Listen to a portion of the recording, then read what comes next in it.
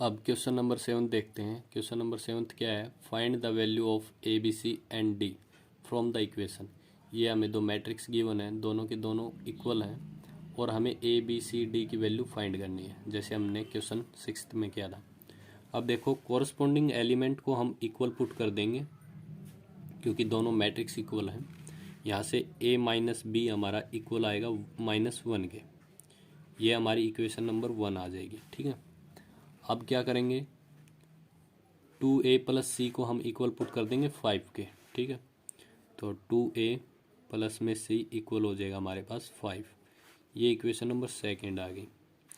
अब क्या करेंगे, थर्ड इक्वेशन को 0 के बराबर पुट कर देंगे, तो 2a माइनस का b इक्वल टू 0, ये थर्ड इक्वेशन बन जाएगी और इसको 13 के बराबर। ठीक है, सभी कोरस्पॉन्डिंग एलिमेंट को हम इक्वल पुट करते रहेंगे, जो उसके कोरस्पॉन्डिंग एलिमेंट आएगा। कोरस्पॉन्डिंग एलिमेंट का मतलब क्या होता है, जैसे ये एलिमेंट a11 पे है तो ये बराबर केवल उसी एलिमेंट के होगा जो इसी के प्लेस पे होगा। जैसे यहाँ पर a11 है ना, ये भी, तो ये हमारे कोरस्पॉन्डिंग एलिमेंट होते हैं। अब देखो, ये 4 इक्वेशन आ गए। इसे आप कैसे भी सोल्व कर सकते हो, जैसे आपने पहले भी सीखा इक्वेशन को सोल्व करना, पर इजी मेथड ये होगा, आप पहले इसको सोल्व कर लो। यहाँ से आप जैसे b की वैल्यू निकालोगे, जैसे ये 2a है और b को उस साइड लेके जाओगे तो ये पॉजिटिव हो जाएगा। ठीक है, तो b की वैल्यू हमारे पास आ जाएगी 2a। आप देखो, इन चारों इक्वेशन में, ये तो हम इस पे तो काम कर रहे हैं, इन तीनों इक्वेशन में देखो कि b कहाँ पर है। यहाँ पर तो सी डी है, यहाँ भी सी डी, यहाँ है b, तो यहाँ पर इस b की वैल्यू को पुट कर दो। तो यहाँ पर b की वैल्यू क्या है, 2a, तो यहाँ a माइनस में इस b की जगह मैं 2a पुट कर दूंगा तो इक्वल में आएगा -1।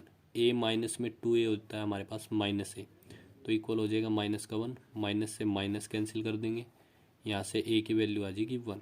अब इस a की वैल्यू को आप इस इक्वेशन में पुट कर दो, तो 2 इंटू 1 इक्वल टू b, तो यहाँ से b की वैल्यू हमारे पास 2 आ जाएगी। ऐसे आप इजीली दोनों इक्वेशन को सोल्व कर लोगे। अब यहाँ से आप c की वैल्यू फाइंड कर लो या d की, इसमें पुट कर देना। जैसे यहाँ से फाइंड कर लेता हूँ मैं c की और वहाँ पुट कर दूंगा, तो c की वैल्यू आ जाएगी हमारे पास 5 माइनस का 2a। यहाँ पर c की वैल्यू को डाल देंगे हम, 5 माइनस 2a प्लस में d इक्वल टू 13। यहाँ पर हमारे पास a की वैल्यू है तो हम c की वैल्यू डायरेक्ट भी निकाल सकते हैं, क्योंकि a की वैल्यू तो हमें मिल चुकी है। तो यहाँ से a की वैल्यू निकाल ही लेते हैं, तो c की वैल्यू निकाल लेते हैं a की पुट करके। तो यहाँ 1 पुट करेंगे तो यह हो जाएगा 5 माइनस का 2, तो c की वैल्यू यहाँ से आ जाएगी हमारे पास 3। तो यहाँ डायरेक्ट 3 पुट कर लेंगे, d की वैल्यू आ जाएगी, तो ये 3 आएगी। ये वैल्यू हमारे पास 3 इंटू 3 हमारे पास 9 हो जाएगा। 9 प्लस d इक्वल टू 13 हो जाएगा और d की वैल्यू क्या आ जाएगी, 13 माइनस में 9, यानी d की वैल्यू यहाँ से हमारे पास आ जाएगी 4। तो हमने सभी की वैल्यू निकाल दी, a b c d। ठीक है, ऐसे। अब देखते हैं क्वेश्चन नंबर 8। क्वेश्चन नंबर 8 क्या है, देखो, a मैट्रिक्स दी हमें, ये जनरल रिप्रेजेंटेशन हमारी मैट्रिक्स की। कहा गया है कि इज ए स्क्वायर मैट्रिक्स, जो ये मैट्रिक्स हमें गिवन है तो ये स्क्वायर मैट्रिक्स है, तो इनमें से कौन सी कंडीशन हमारी राइट होगी। तो स्क्वायर मैट्रिक्स कौन सी मैट्रिक्स होती है हमारे पास, जहाँ पर नंबर ऑफ रो और नंबर ऑफ कॉलम हमारी इक्वल होती है, यानी m और n की वैल्यू हमारे पास इक्वल होंगी, तभी वो क्या होगी हमारे पास स्क्वायर मैट्रिक्स। तो ये थर्ड कंडीशन हमारी क्या हो जाएगी, इसके अंदर राइट हो जाएगी। अब देखते हैं इसका 9th question. Which of the given value of x and y make the following pair और मैट्रिक्स आर इक्वल। ऐसे हमारा ये क्वेश्चन गिवन था। ठीक है, तो मैंने इस मैट्रिक्स को इक्वल पुट कर लिया है। तो यहाँ से हम x और y की वैल्यू फाइंड करेंगे। तो सबसे पहले इसको हम 0 के बराबर पुट करते हैं, तो 3x प्लस 7 इक्वल टू हमने 0 पुट किया, तो यहाँ से हम x की वैल्यू फाइंड करेंगे। 3x इक्वल टू ये यहाँ पर आके नेगेटिव हो जाएगा और x की वैल्यू आ जाएगी हमारे पास -7/3। ठीक है, यहाँ 5 को हम y माइनस 2 के इक्वल पुट कर देंगे।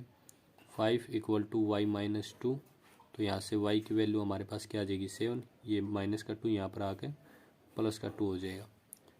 अब यहाँ से भी y की वैल्यू हमारे पास आप देखोगे तो 7 ही आएगी, देख लो निकाल के। y प्लस 1 इक्वल टू 8, तो y इक्वल टू कितना आ जाएगा 8 माइनस 1, यानी y की वैल्यू यहाँ से भी हमें 7 ही मिलेगी।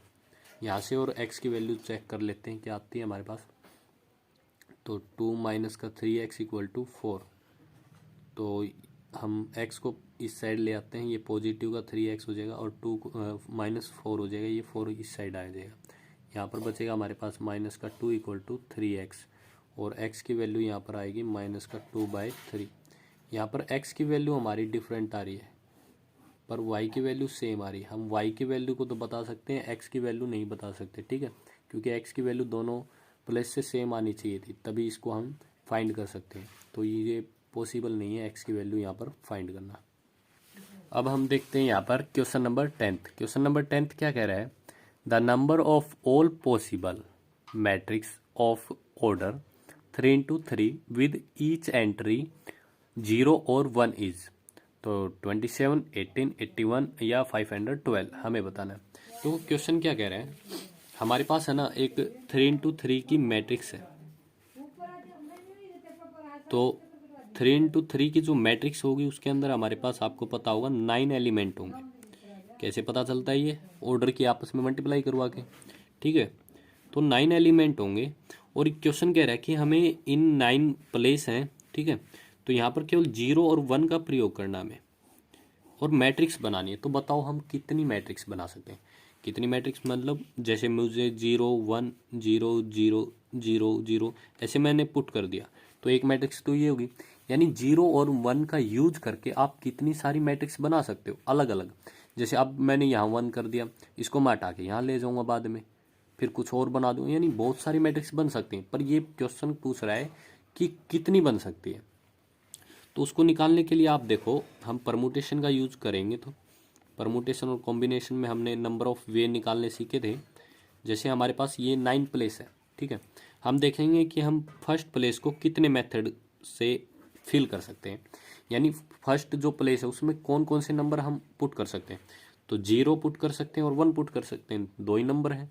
तो इसको हम टोटल 2 वेज से भर सकते हैं, ठीक है। वैसे ही इसको भी हम पूरे 2 वेज से भर सकते हैं।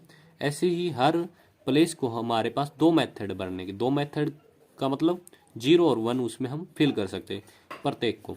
और ये कितनी बार करना है हमें, 9 बार। तो इस 2 की मल्टीप्लाई हम 2 को कितनी बार करते जाएंगे, 9 तक करते जाएंगे, ठीक है। क्योंकि टोटल प्लेस हमारे पास 9 है और हर प्लेस में हम 2 डिजिट पुट कर सकते हैं जो कि हैं 0 और 1। तो 2 की हमें मल्टीप्लाई करनी है 9 बार, ठीक है। 1 2 3 4 और 5 6 7 8 और 9 ऐसे, ठीक है। ये हमारे पास आ जाएगा 2 की पावर 9 और जो होता है हमारे पास 512। यानी हम 512 मैट्रिक्स बना सकते हैं 0 और 1 का प्रयोग करके, ठीक है।